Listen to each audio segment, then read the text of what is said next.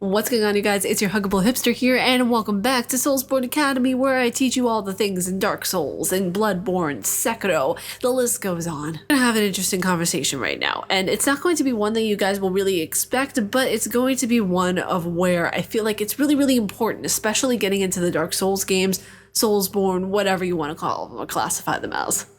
Bugs. I'm not talking about the ones that go creepy crawly in the middle of the night. I'm talking about the ones that interfere with your gameplay. So the thing is that when I was creating kind of the class notes, if you will, for this series, I was thinking about what is something that we hate, but we also find endearing about Soulsborne, the bugs.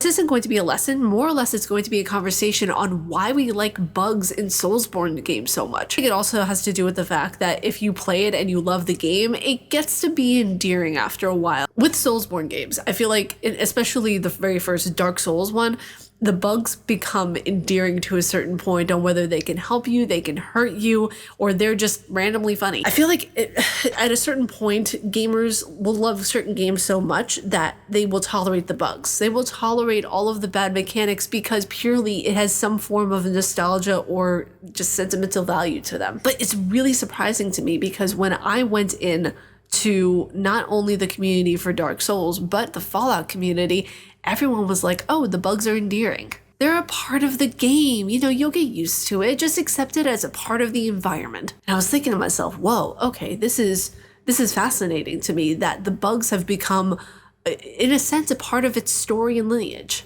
And I went into Dark Souls for the first time and I saw how clunky it was. And I heard of the term fat rolling, and I saw all of these different things that might not have been originally what the developers wanted in the mechanics, but they're there and they're kitschy and they're cute and they're cringy, but they're also really sentimental. Especially I remember this one bug that I had when I was in Dark Souls 2 and I was in a part of the game where I shouldn't have been at the beginning. You guys know which one I'm talking about, with all the skeletons and the dungeon area that's down below in the graveyard. Yeah, that part. I remember hitting one of the skeletons and it went down, but then it got back up again and I thought, this has to be a bug. This can't be something that is like naturally within the game.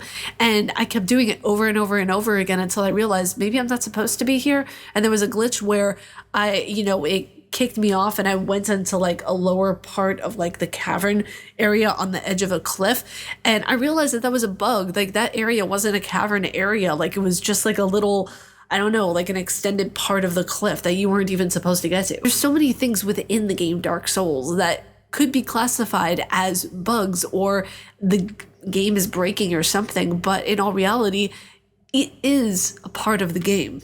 It is a part of its ecosystem. All of the bugs are a part of that world. The bugs I experienced in Fallout 3 were immense, but also I see why people love that game and I see why people find their bugs kind of charming to an extent because it makes the world charismatic. It makes the world what it is. Now, not to say that it can't be frustrating because it most certainly is. There are certain bugs that make you want to tear your hair out and just go, ay, Dios mío. But then there are some times whenever bugs work in your favor and it's hilarious and it's, oh my God, there's one bug that I got in Cyberpunk 2077 and it was when I first went at the game.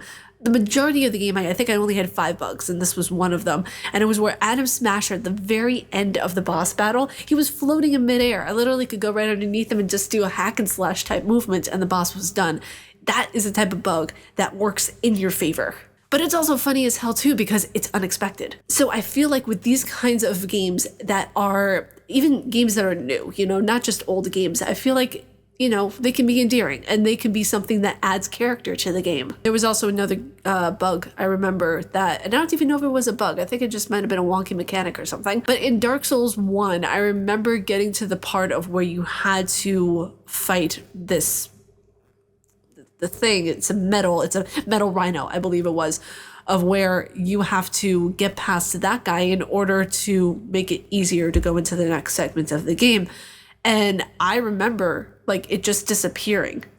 I remember that was one of my first experiences with a Dark Souls bug like that.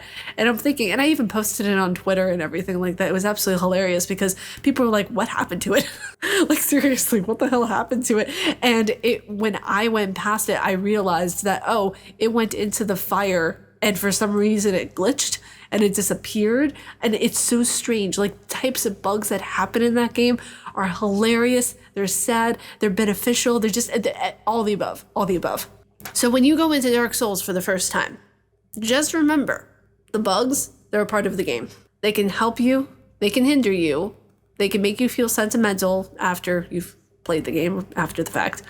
They can make you feel thankful because sometimes they'll help you out. Like, I even remember going in and the Taurus Demon. Oh my God, the Taurus Demon. That was one of the, that was, I think, the first boss that I faced when I was in Dark Souls, and it literally fell off the side of the bridge. It fell off the side of the bridge. Like, I gave it one slash and it did a hop and it jumped off.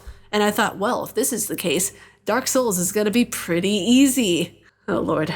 So if you're thinking of diving into Dark Souls 2, 3, Bloodborne, any of the From Software games, just remember, the bugs are the characters that align the story with its richness. But you guys, that was today's video. If you all like my face and what I do, please be sure to subscribe and hit the bell down below. I make videos here every day on YouTube. But with that being said, stay casually nerdy, you guys, and I will see you all in the next video. See ya.